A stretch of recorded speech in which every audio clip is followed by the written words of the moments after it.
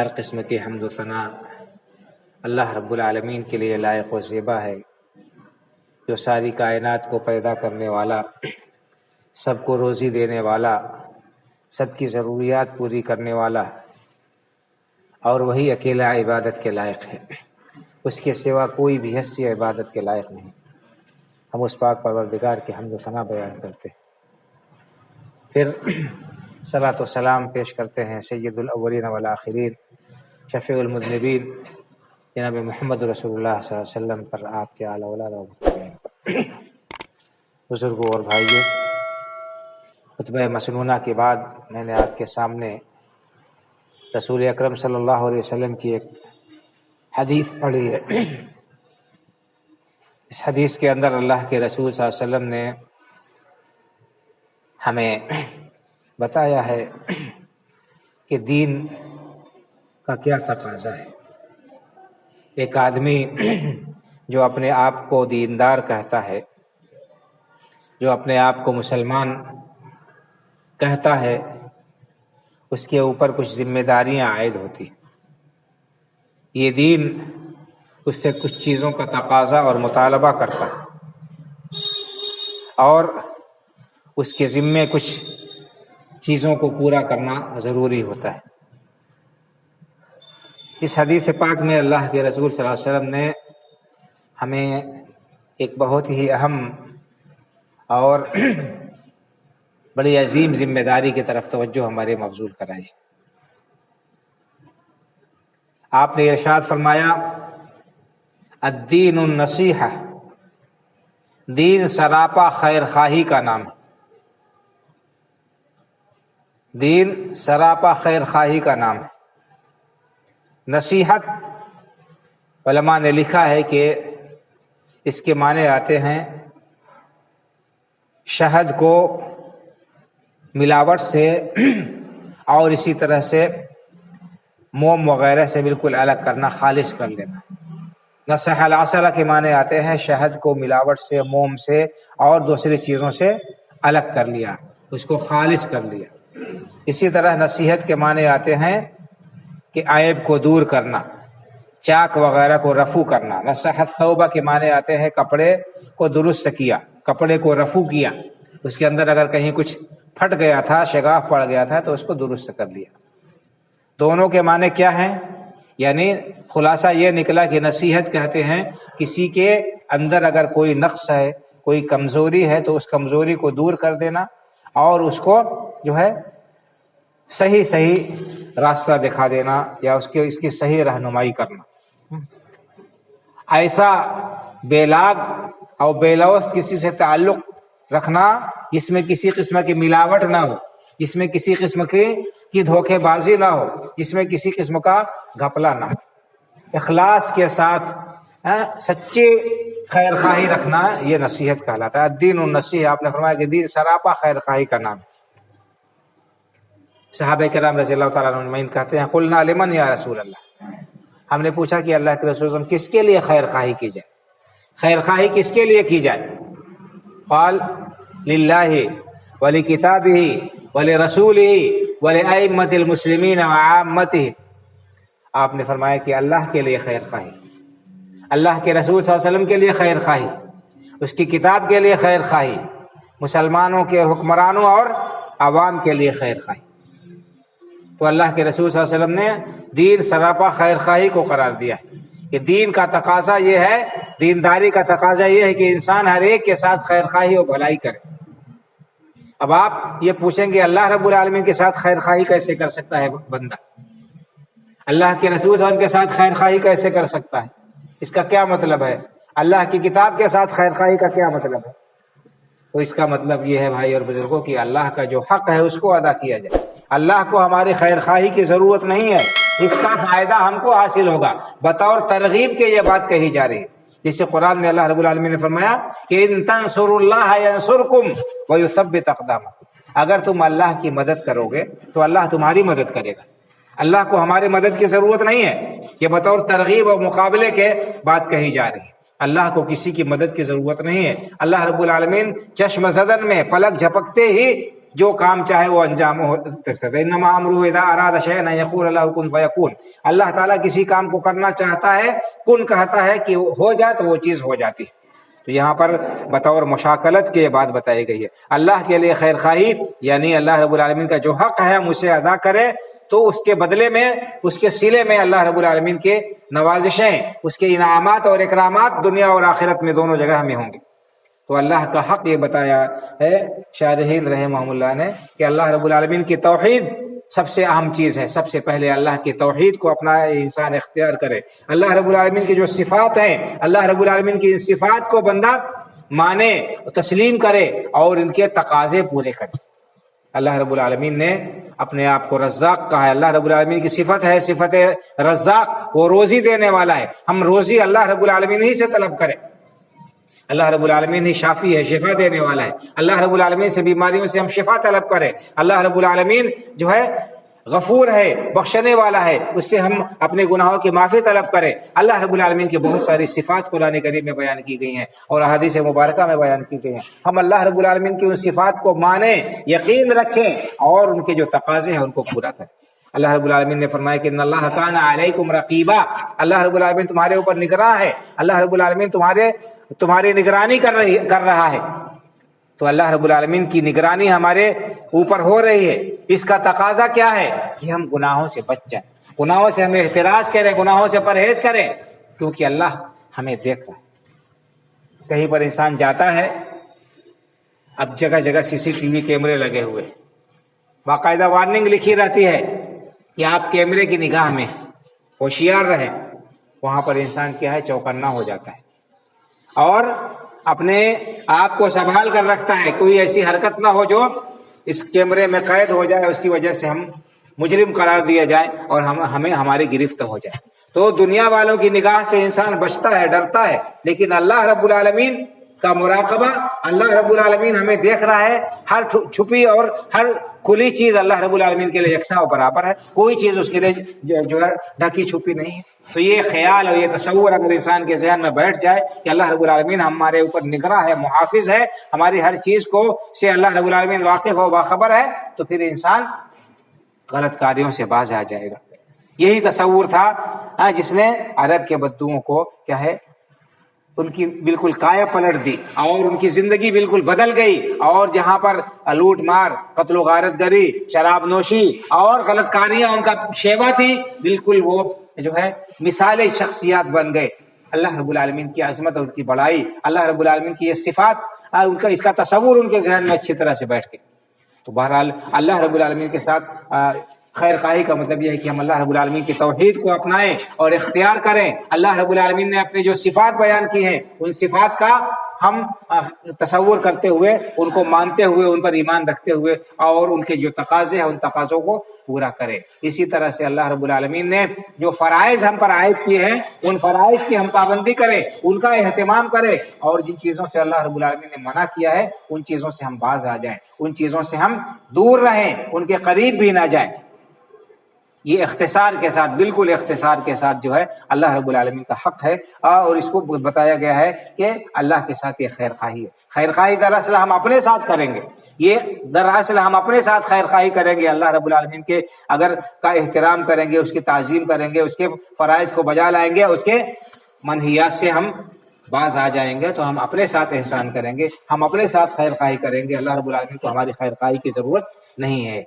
اللہ رب العالمین نے دوسری جگہ فرما دیا ہے قرآن میں، وَإِن تَتَوَلَّوْا يَسْتَبْدِلْ قَوْمًا غَيْرَكُمْ ثُمَّ لَا يَكُونُوا أَمْثَالَكُمْ. اگر اللہ رب العالمین کے احکام سے سرتابی کرو گے، نافرمانی کرو گے اس کے احکام کی، تو اللہ رب العالمین سے تمہاری کوئی رشتہ داری نہیں ہے کہ اللہ تم گناہ پر گناہ کرتے رہو، نافرمانی پر نافرمانی کرتے رہو اور اللہ تعالیٰ تمہیں مہلت دیتا رہے، ڈھیل دیتا رہے. نہیں، اللہ رب العالمین کا اصول ہے، اس کا ضابطہ ہے. جب کوئی قوم اللہ کی حدود کو پامال کرتی ہے، اس کے فرائض کو چھوڑ دیتی ہے، اس کے دین سے بغاوت کرتی ہے، تو اللہ تعالیٰ اس قوم کو صفائی ہستی سے مٹا دیتا ہے، اس کے اوپر طرح طرح سے عذاب مسلط کر کے دنیا میں بھی اس کے لیے ان کی زندگی اجیرن بن جاتی ہے، ہو جاتی ہے، اور دوسروں کے لیے وہ نشان عبرت بن جاتے ہیں، اور آخرت میں بھی اللہ رب العالمین نے ان کے لیے دردناک عذاب تیار کر رکھا ہے. تو اللہ نے فرمایا وَإِن تَتَوَلَّوْا يَسْتَبْدِلْ قَوْمًا غَيْرَكُمْ ثُمَّ لَا يَكُونُوا أَمْثَالَكُمْ. اگر تم روگردانی کرو گے، پیٹ پھیرو گے اللہ کے حکم سے، تو اللہ تعالیٰ تمہیں ختم کر دے گا، تمہیں ہٹا دے گا وجود سے، تمہیں صفائے ہستی سے مٹا دے گا، اور اس کے بعد دوسرے لوگوں کو اللہ لائے گا، ثم لا یکونوا امثالکم، وہ تمہاری طرح سے نہیں ہوں گے۔ یہ اللہ رب العالمین کا قرآن میں وعدہ ہے، اللہ کا یہ فرمان ہے، یہ وارننگ ہے۔ آج ہم دیکھ لیں، ہم رو رہے ہیں، شکایت کر رہے ہیں، گڑ گڑا رہے ہیں، لیکن اللہ رب العالمین کی طرف نہیں رجوع کر رہے ہیں۔ کتنے لوگ ہیں جو اللہ سے جنہوں نے اپنا تعلق استوار کیا، 6 مہینے سے زیادہ ہو گئے، لاک ڈاؤن کی مار ہم جھیل رہے ہیں، اور طرح طرح کی پریشانیوں کا ہم شکار ہیں، ہر آدمی رو رہا ہے، لیکن اپنے دل پر ہاتھ رکھ کر ہم سوچیں اور دیکھیں، یہ اس لاک ڈاؤن سے پہلے، اس مصیبت کے آنے سے پہلے ہماری عملی زندگی کیسی تھی، اور اس 6 مہینے کے بعد بھی ہماری عملی زندگی کیسی، ہمارے اندر کتنی تبدیلی آئی، ہم نے اپنی کتنی اصلاح کی، اللہ رب العالمین سے اپنا تعلق ہم نے کتنا مضبوط کیا۔ سوچنے کی بات ہے بھائی اور بزرگ، ہم روتے ہیں، شکایت کرتے ہیں حالات کی سختی کا، اور طرح طرح کے گیلے ہماری زبان پر ہوتے ہیں، لیکن اس کا سبب کیا ہے، اس کی طرف ہماری نگاہ نہیں جاتی ہے، اس طرف ہمارا دھیان نہیں جاتا ہے۔ تو اللہ رب العالمین کے ساتھ خیر خواہی یہ ہے کہ اللہ رب العالمین کے جو حقوق ہیں ان کو ادا کیا جائے۔ اللہ کے رسول نے اس کو بیان فرمایا اس حدیث پاک میں۔ اس کے بعد فرمایا وَلِكِتَابِهِ، اور دین نام ہے اللہ کی کتاب کے ساتھ خیر خواہی کا۔ اللہ رب العالمین کی کتاب کے ساتھ خیر خواہی یہ بھی دین کا حصہ ہے۔ اللہ کی کتاب کے ساتھ خیر خواہی کیا ہے؟ یعنی اس کتاب پر ایمان لایا جائے، یہ مانا جائے کہ یہ کتاب قرآن کریم اللہ رب العالمین کی طرف سے اتری ہوئی کتاب ہے، اس کے اندر جو باتیں بتائی گئی سب سچ ہیں، سب حق ہیں، سب درست ہیں، اس کے اوپر ایمان لایا جائے۔ اس میں اللہ رب العالمین نے جو باتیں بتائی ہیں گزشتہ قوموں کے بارے میں، ان کے کیا حالات ہوئے ان پر بھی ایمان رکھے، اور آئندہ کے بارے جو باتیں بتائی گئی ہیں، قیامت اور حشر و نشر، سوال جواب، حساب، جنت اور جہنم، ان پر بھی ہم ایمان رکھیں اور ان کی بھی تصدیق کریں، ان کے مطابق عمل کریں، اس کتاب کے مطابق عمل کریں۔ یہ اس کتاب کے ساتھ خیر خواہی ہے۔ اس کتاب کو پڑھیں اور پڑھائیں، اس سے اپنے تعلق کو استوار کریں، اس کتاب کو اپنے لیے دستور زندگی بنائیں۔ یہ نہیں کہ صرف اس کو تبرک کے طور پر گھر کے ایک کونے میں ہم رکھ دیں، اور جب کسی کی جان حلق پر اٹک گئی ہو تو صرف ہے اس کی جان نکالنے کے لیے، اس کو مارنے کے لیے جلدی جلدی اس پر قرآن پڑھ دو، سورہ یاسین پڑھ دو تاکہ اس کی روح نکل جائے۔ یہ قرآن کا احترام ہے بھائی اور بزرگوں، قرآن سے ہمارا یہی تعلق ہے۔ قرآن اسی لیے اتارا گیا تھا، اللہ نے فرمایا کہ قرآن اتارا اس لیے تاکہ اس کے ذریعے وہ زندگی بخشے۔ یہ کتاب جو ہے حیات بخش کتاب ہے، اس کتاب پر عمل کرنے سے لوگوں کی زندگی بہترین بنتی ہے، خوشگوار بنتی ہے، پرسکون بنتی ہے۔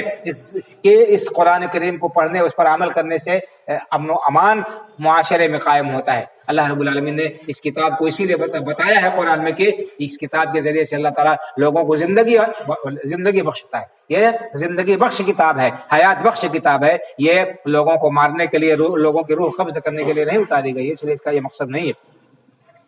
اور جو اس کتاب سے تعلق توڑے گا، اس کو اپنی زندگی سے نکال دے گا، اس کے احکام پر عمل نہیں کرے گا، اس کے فرائض کی پابندی نہیں کرے گا، اللہ رب العالمین نے ایسے شخص کے لیے سخت وعید بیان فرمائی ہے۔ اللہ رب العالمین نے فرمایا وَمَنْ أَعْرَضَ عَنْ ذِكْرِي فَإِنَّ لَهُ مَعِيشَةً ضَنْكًا وَنَحْشُرُهُ يَوْمَ الْقِيَامَةِ أَعْمَى قَالَ رَبِّ لِمَ حَشَرْتَنِي أَعْمَى وَقَدْ كُنْتُ بَصِيرًا قَالَ كَذَلِكَ أَتَتْكَ آيَاتُنَا فَنَسِيتَهَا وَكَذَلِكَ الْيَوْمَ تُنسَى۔ اللہ رب العالمین نے فرمایا کہ جو میرے ذکر سے منہ موڑے گا، من اعرض عن ذکری فإن له معیشة ضنکا، اس کی زندگی اجیرن کر دیں گے، اس کی زندگی تنگ ہو جائے گی۔ یہ ذکر کیا ہے؟ قرآن کریم کو اللہ رب العالمین نے ذکر قرار دیا، انا نحن نزلنا الذکر وانا له لحافظون، ہم ہی نے اس ذکر کو، قرآن کو اتارا ہے اور ہم ہی اس کی حفاظت کرنے والے ہیں، ہمارے ذمہ اس کی حفاظت کرنا ہے۔ اللہ نے فرمایا جو میرے ذکر سے، قرآن سے جو منہ موڑے گا، فإن له معیشة ضنکا، اس کی زندگی اجیرن ہو جائے گی، زندگی اس کی تنگ ہو جائے گی۔ وَنَحْشُرُهُ يَوْمَ الْقِيَامَةِ أَعْمَى، صرف دنیا ہی میں اس کے لیے پریشانیاں نہیں ہوں گی قرآن سے منہ موڑنے کی وجہ سے، قیامت میں بھی اس کو برا بدلہ ملے گا، بدترین اس کا بدلہ ملے گا۔ قیامت کے دن اللہ اسے اندھا بنا کر اٹھائے گا۔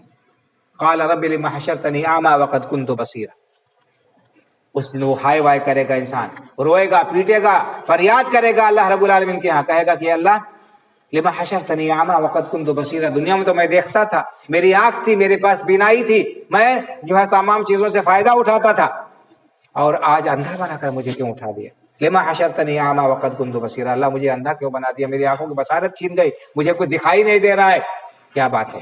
قال كذلك اتتك آیاتنا فنسیتها، اللہ فرمائے گا اسی طرح سے میری نشانیاں، میری آیتیں تمہارے پاس میں آئی تھی، میری آیتوں کے ساتھ کو تم نے بھلا بیٹھا، تم بھلا بیٹھے تھے میری آیتوں کو، ان کی طرف دھیان نہیں دیا۔ قرآن پڑھ کر سنایا جاتا تھا، تمہارے پاس میں سننے کے لیے وقت نہیں تھا، اس کو سمجھنے کے لیے وقت نہیں تھا۔ دنیا داری میں ایسا محبت ہے کہ قرآن سے کوئی تعلق نہیں تھا، اور پڑھ کر سنایا جاتا تھا تو بوجھ محسوس کرتے تھے، بار محسوس کرتے تھے قرآن کو پڑھنا اور سمجھنا اور اس پر عمل کرنا، اس کے احکام کی پابندی کرنا۔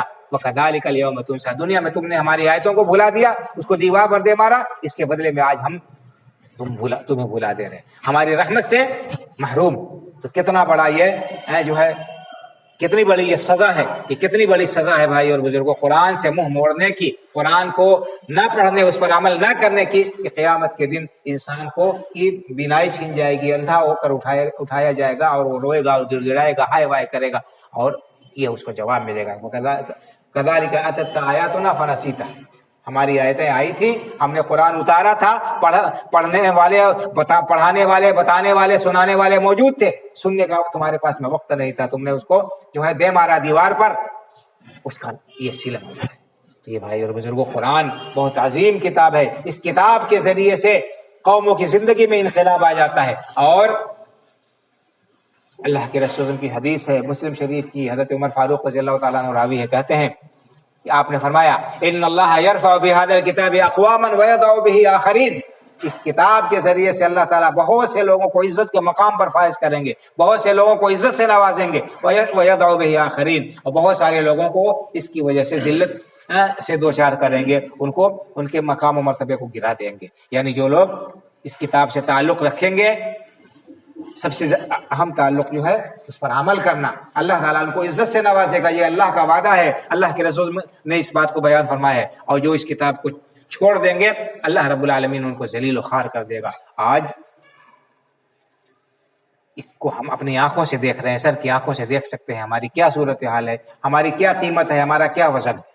بھائی اور بزرگوں، یہ سب قرآن کریم سے دوری کا نتیجہ ہے، اور اس سے بے تعلقی کا نتیجہ ہے، اس کے احکام کو نظر انداز کرنے کا نتیجہ ہے۔ آج ہمارے گھروں سے سکون ختم ہو گیا ہے، ہمارے گھروں کے اندر اطمینان نہیں رہ گیا ہے، اور بہت ساری پریشانیاں ہمارے گھروں کے اندر پنپ رہی ہیں۔ اللہ رب العالمین نے قرآن کریم کو شفا قرار دیا ہے، وَنُنَزِّلُ مِنَ الْقُرْآنِ مَا هُوَ شِفَاءٌ وَرَحْمَةٌ لِّلْمُؤْمِنِينَ، ہم قرآن کریم اتارتے ہیں جو شفا ہے اور رحمت ہے اہل ایمان کے لیے۔ تو قرآن کریم کی تلاوت کرنے سے گھر کے اندر برکت ہوتی ہے، اور اس قرآن کریم کی تلاوت سے گھر کے اندر جو ہے اللہ رب العالمین کی رحمتوں کا نزول ہوتا ہے، اور شیاطین اور اس قسم کی چیزوں سے انسان محفوظ رہتا ہے۔ آپ نے فرمایا کہ جس گھر میں سورہ بقرہ کی تلاوت ہوتی ہے، وہ اس گھر میں شیطان نہیں داخل ہوتا، تو شیطان کے حملوں سے اور شیطان کی پناہ ہونے سے وہ گھر محفوظ رہتا ہے جس میں سورہ بقرہ کی تلاوت ہو۔ اور بھی اسی طرح سے وہ جو ہے سورتوں کی تلاوت کی فضیلت بیان کی گئی ہے۔ تو یہ قرآن کریم ہے، اللہ کے اس قرآن کے ساتھ تعلق قائم کرے، اس میں ہمارے لیے خیر اور بھلائی ہے، اور قرآن کے ساتھ یہ نصیحت اور خیر خواہی ہے کہ ہم اس کو پڑھیں، سمجھیں، اس کے مطابق عمل کریں۔ اور فرمایا ولی رسول ہی، اور دین نام ہے خیر خواہی کا، اللہ کے رسول صلی اللہ علیہ وسلم کے ساتھ خیر خواہی کا۔ اللہ کے رسول کے ساتھ خیر خواہی کیا ہو سکتی ہے؟ اور تو خود سب سے بڑے ہمارے خیر خواہ ہیں کہ آپ نے ہمیں بھلائی کا راستہ بتایا اور برائیوں سے ہمیں ڈرایا۔ اللہ رب العالمین کے جنت کا راستہ ہمیں بتایا، جہنم سے ہمیں ڈرایا، اس کے راستے سے ہمیں بچایا، اور ہر قسم کی خیر اور بھلائی کی آپ نے تعلیم دی، اور ہر قسم کی برائی سے آپ نے ہمیں متنبہ کر دیا، باخبر کر دیا، اس سے بچنے کا آپ نے حکم دیا۔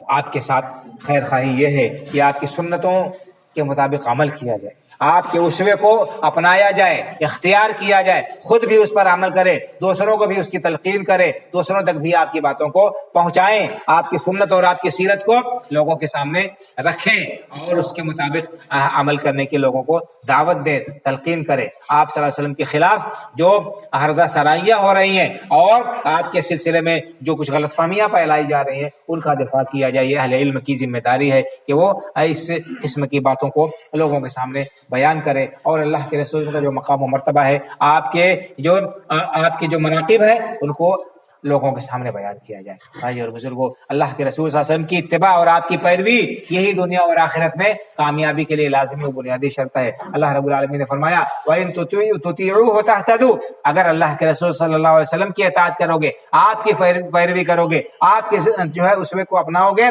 تو ہدایت پاؤ گے، اور اگر چھوڑ دیا آپ کے طریقے کو تو گمراہی کے گڑھے میں گیت پڑو گے اور ہلاکت تمہارا مقدر ہو جائے گی۔ اللہ رب العالمین نے قرآن کریم میں ارشاد فرمایا صاف صاف یا ایھا الذین آمنوا اطیعوا اللہ واطیعوا الرسول ولا تبطلوا اعمالکم، اے ایمان والو اللہ کی اطاعت کرو، اللہ کے رسول صلی اللہ علیہ وسلم کی اطاعت اور فرما برداری کرو، ولا تبطلوا اعمالکم، اور اپنے اعمال کو باطل نہ کرو، اپنے اعمال کو ضائع نہ کرو۔ یعنی جو شخص اللہ اس کے رسول صلی اللہ علیہ وسلم کی بات کو چھوڑ کر اور ان کے حکم کی مخالفت کر کے زندگی گزارے گا، وہ دوسروں کے کہنے کے مطابق عمل کرے گا، اس کا عمل باطل ہو جائے گا، مردود ہوگا، اللہ رب العالمین کے یہاں مقبول نہیں ہو سکتا ہے۔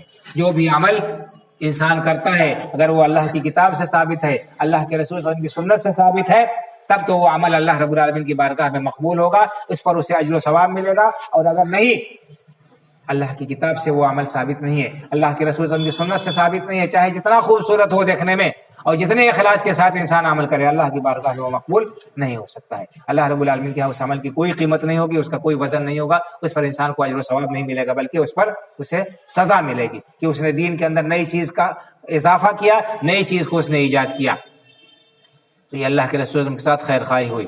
وَلِأَئِمَّةِ الْمُسْلِمِينَ وَعَامَّتِهِمْ، آپ نے فرمایا کہ اور دین خیر خواہی کا نام ہے مسلمانوں کے حکمرانوں کے ساتھ۔ مسلمانوں کے جو حکمراں ہیں، چاہے وہ کتنے ہی غلط کار کیوں نہ ہو، جب تک دین پر عمل کرتے ہیں یا دین پر عمل کرنے دیتے ہیں، نماز قائم کرتے ہیں، ان کے خلاف بغاوت کرنا، ان کے خلاف خروج کرنا، ان کے سلسلے میں جو ہے لوگوں کو بھڑکانا یہ جائز نہیں، اس کی اجازت نہیں ہے۔ اللہ کے رسول صلی اللہ علیہ وسلم نے اس بات کو صاف صاف طور پر بتا دیا ہے کہ حکمرانوں کی اطاعت کرنا جو ہے یہ ضروری ہے، اللہ یہ کہ وہ اللہ کے حکم کے خلاف کوئی بات کہے، اللہ کے نافرمانی کا حکم دے تب ان کی بات نہیں مانیں گے، اور اگر اللہ کی نافرمانی کا حکم نہیں دے رہے ہیں اور فلاح اور خیر کی بات کر رہے ہیں تو ان کی بات مانی جائے گی، اگرچہ ان کے اندر کمزوری ہو، اگرچہ ان کے اندر جو ہے عملی طور پر کوتاہی پائی جائے، لیکن حکمرانوں کے خلاف اٹھ کھڑے ہونا، بغاوت کرنا، لوگوں کو ورگلانا، یہ اسلام کے اندر اس کی اجازت نہیں ہے۔ اسلام نے اس سے منع کیا ہے۔ مسلمانوں کے جو حکمراں ہیں، مسلم جو حکمراں ہیں، ان کے خلاف خروج اور بغاوت یہ بہت بڑا جرم ہے، اور اس سلسلے میں بڑی تفصیلی بحث ہے، یہاں وہ مناسب نہیں یا وقت نہیں کہ اس کو بیان کیا جائے۔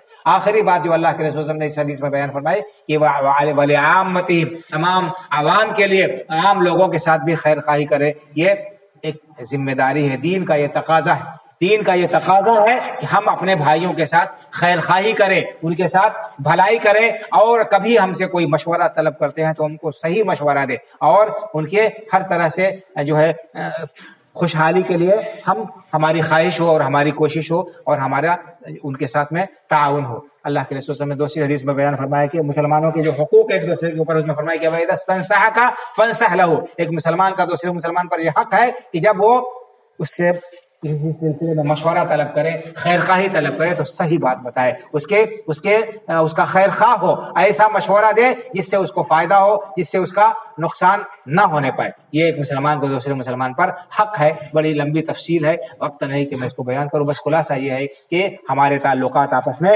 بہترین ہونے چاہیے، ہر ایک کے دل میں دوسرے کے سلسلے میں اچھے جذبات ہونے چاہیے، اچھے خیالات ہونے چاہیے، ایک دوسرے کا ہمدرد و غمگسار ہونا چاہیے، ایک دوسرے کو جو ہے نیکی و بھلائی کے کاموں میں تعاون کرنا چاہیے ایک دوسرے کے ساتھ میں، اور ان کو کبھی بھی موقع ملے یا ضرورت پڑے تو صحیح مشورہ دے، ان کی صحیح رہنمائی کرے، ان کی ترقی کے لیے کوشاں ہوں۔ بھائی اور بزرگوں، ہر شخص کی قسمت میں جو کچھ لکھا ہوا ہے وہ اس کو مل کر رہے گا، دوسرا انسان چاہے اس کو روکنے کی جتنی کوشش کرے لیکن وہ روک نہیں سکتا ہے۔ اللہ رب العالمین نے جس کی قسمت میں جتنا لکھ دیا ہے اتنا اس کو مل کر رہے گا، اور جو نہیں لکھا ہے وہ کوئی پوری دنیا کے لوگ مل کر دینا چاہے تو نہیں ہو سکتا ہے۔ تو اگر کوئی ہمارے کسی بھائی کے ساتھ اللہ رب العالمین کا فضل و کرم ہے، وہ ترقی کر رہا ہے، اس کو دیکھ کر ہم جلے تو یہ اس میں صرف ہمارا اپنا نقصان ہے، اس کو اللہ رب العالمین نے جتنا دیا ہے لکھا ہے وہ مل کر رہے گا، اور یہ گناہگار ہم ہوں گے۔ تو بہرحال خیر خواہی ہونی چاہیے، دلوں کے اندر صفائی ہونی چاہیے،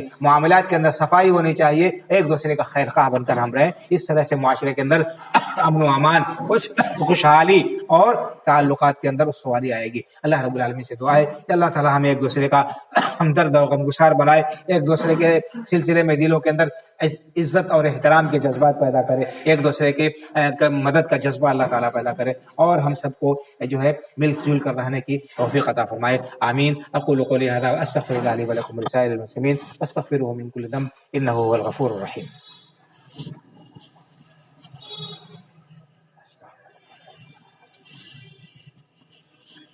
ان الحمد لله نحمده ونستعينه ونستغفره ونؤمن به ونتوكل عليه ونعوذ بالله من شرور أنفسنا ومن سيئات أعمالنا. من يهده الله فلا مضل له ومن يضلل فلا هادي له، وأشهد أن لا إله إلا الله وحده لا شريك له، وأشهد أن محمدا عبده ورسوله. إن الله وملائكته يصلون على النبي يا أيها الذين آمنوا صلوا عليه وسلموا تسليما. اللهم صل على محمد وعلى آل محمد كما صليت على إبراهيم وعلى آل إبراهيم إنك حميد مجيد. اللهم بارك على محمد وعلى آل محمد كما باركت على إبراهيم وعلى آل إبراهيم إنك حميد مجيد. اللهم انصر من نصر دين محمد صلى الله عليه وسلم واجعلنا منهم، واخذل من خذل دين محمد صلى الله عليه وسلم ولا تجعلنا منهم. عباد الله رحمكم الله، إن الله يأمر بالعدل والإحسان وإيتاء ذي القربى وينهى عن الفحشاء والمنكر والبغي يعظكم لعلكم تذكرون. فاذكروا الله يذكركم وادعوه يستجب لكم ولذكر الله أكبر والله يعلم ما تصنعون.